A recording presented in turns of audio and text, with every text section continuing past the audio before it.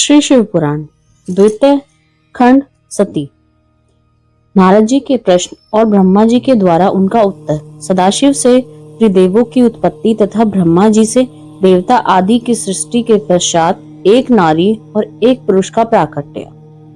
नारद जी बोले, महाभाग महाप्रभु विधाता, आपके मुखारविंद से मंगलकारिणी शंभु कथा सुनते सुनते मेरा जी नहीं भर रहा है।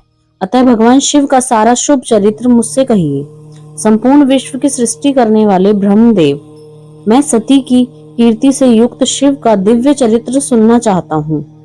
शोभाशालिनी सती किस प्रकार दक्ष पत्नी के गर्भ से उत्पन्न हुई, महादेवी जी ने विवाह का विचार कैसे किया, पूर्व काल में दक्ष के प्रति रोष होने के कारण सती ने अपने शरीर का त्याग कैसे किया, चेतनाकाश को प्राप्त होकर वे फिर हिमालय की कन्या कैसे हुई, पार्वती ने किस प्रकार उग्र तपस्या की और कैसे उनका विवाह हुआ, कामदेव का नाश करने वाले भगवान शंकर के आधे शरीर में वे किस प्रकार स्थान पा सके। महामते, इन सब बातों को आप विस्तार पूर्वक कहिए। आपके समान दूसरा कोई संशय का निवारण करने वाला न होगा। ब्रह्मा जी ने कहा, मुने, देवी सती और भगवान शिव का शुभ यश परम पावन, दिव्य एवं गोपनीय से भी अत्यंत गोपनीय है। तुम वह सब मुझसे सुनो। पूर्व काल में भगवान शिव निर्गुण, निर्विकल्पीय, निराकार, शक्ति रहित, चिन्मय तथा सत और असत से विलक्षण स्वरूप से प्रतिष्ठित थे। फिर वे ही प्रभु सगुण और शक्तिमान होकर विशिष्ट रूप धारण करके स्थित हुए। उनके साथ भगवती उमा विराजमान थी। विप्रवर, वे भगवान शिव दिव्य आकृति से सुशोभित हो रहे थे। उनके मन में कोई विकार नहीं था। वे अपने परात्पर स्वरूप में प्रतिष्ठित थे। मुनि श्रेष्ठ उनके बाएं अंग से भगवान विष्णु, दाएं अंग से मैं ब्रह्मा और मध्य अंग अर्थात हृदय से रुद्रदेव प्रकट हुए। मैं ब्रह्मा सृष्टि करता हूँ, भगवान विष्णु जगत का पालन करने वाले हैं और स्वयं रुद्र ने संहार का कार्य संभाला। इस प्रकार भगवान सदाशिव स्वयं ही तीन रूप धारण करके स्थित हुए। उन्हीं की आराधना करके मुझे लोक पितामह ब्रह्मा ने देवता, असुर और मनुष्य आदि संपूर्ण जीवों की सृष्टि की। दक्ष आदि प्रजापतियों और देव शिरोमणियों की सृष्टि करके मैं बहुत प्रसन्न हुआ और अपने को सबसे अधिक ऊंचा मानने लगा। मुने, जब मरीचि, अत्रि, पुलह, पुलस्त, अंगिरा, क्रतु, वशिष्ठ, नारद, दक्ष और भृगु, इन महान प्रभावशाली मानस पुत्रों को मैंने उत्पन्न किया, तब मेरे हृदय से अत्यंत मनोहर रूप वाली एक सुंदरी नारी उत्पन्न हुई, जिसका नाम संध्या था।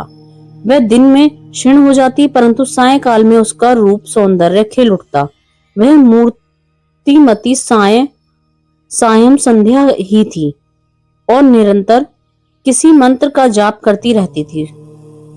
सुंदर भौहों वाली वह नारी सौंदर्य की चरम सीमा को पहुंची हुई थी और मुनि के भी मन को मोह लेती थी। इसी तरह मेरे मन से एक मनोहर पुरुष भी प्रकट हुआ, जो अत्यंत अद्भुत था। उसके शरीर का मध्यम भाग कटी प्रदेश पतला था, दांतों की पंक्तियां बड़ी सुंदर थीं। उसके अंगों से मतवाले हाथी की सी गंध प्रकट होती थी। नेत्र प्रफुल्ल कमल के समान शोभा पाते थे। अंगों में केसर लगा था, जिसकी सुगंध नासिका को तृप्त कर रही थी। उस पुरुष को देखकर दक्ष आदि मेरे सभी पुत्र अत्यंत उत्सुक हो उठे। उनके मन में विस्मय भर गया था। जगत की सृष्टि करने वाले मुझ जगदीश्वर ब्रह्मा की ओर देखकर उस पुरुष ने विनय से गर्दन झुका दी और मुझे प्रणाम करके कहा। वह पुरुष बोला, ब्राह्मण, मैं कौन सा कार्य करूंगा? मेरे योग्य जो काम हो उसमें मुझे लगाइए, क्योंकि विधाता आज आप ही सबसे अधिक माननीय और योग्य पुरुष हैं। यह लोक आपसे ही शोभित हो रहा है। ब्रह्मा जी ने कहा, भद्र पुरुष, तुम अपने इसी स्वरूप से तथा फूल के बने हुए 5 बाणों से स्त्रियों और पुरुषों को मोहित करते हुए सृष्टि के सनातन कार्य को चलाओ। इस चराचर त्रिभुवन में ये देवता आदि कोई भी जीव तुम्हारा तिरस्कार करने में समर्थ नहीं होंगे। तुम छिपे रूप से प्राणियों के हृदय में प्रवेश करके सदा स्वयं उनके सुख का हेतु बनकर सृष्टि का सनातन कार्य चालू रखो। समस्त प्राणियों का जो मन है वह तुम्हारे पुष्प में बाण का सदा अनायास ही अद्भुत लक्ष्य बन जाएगा और तुम निरंतर उन्हें मदमत किए रहोगे। यह मैंने तुम्हारा कर्म बताया है जो सृष्टि प्रवर्तक होगा, और तुम्हारे ठीक ठीक नाम क्या होंगे इस बात को मेरे ये पुत्र बताएंगे।